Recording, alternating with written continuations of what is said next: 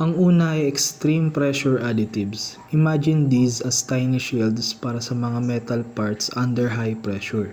Gumagawa sila ng protective layer para ma-prevent ang wear and tear. Oxidation inhibitors. Think of them as antioxidants para sa iyong engine oil kasi they slow down the oil from breaking down dahil sa heat at oxygen. Para na rin healthy at tumagal pa ang paggamit sa oil. Next is detergents and dispersants.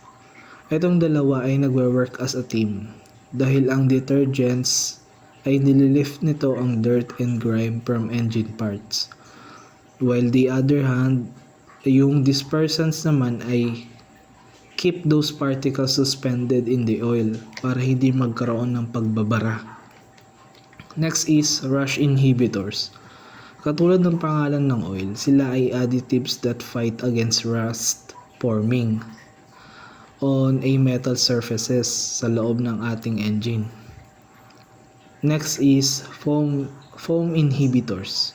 Imagine tiny bubbles forming in the oil. Itong additives na to ay piniprevent niya ang excessive foaming which can affect how well the oil lubricates.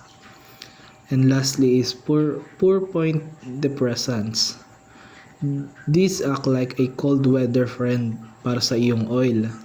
Tinutulungan nito ang oil na mag-flow smoothly lalo na sa mga lugar na cold temperature, making it easier to start your engine.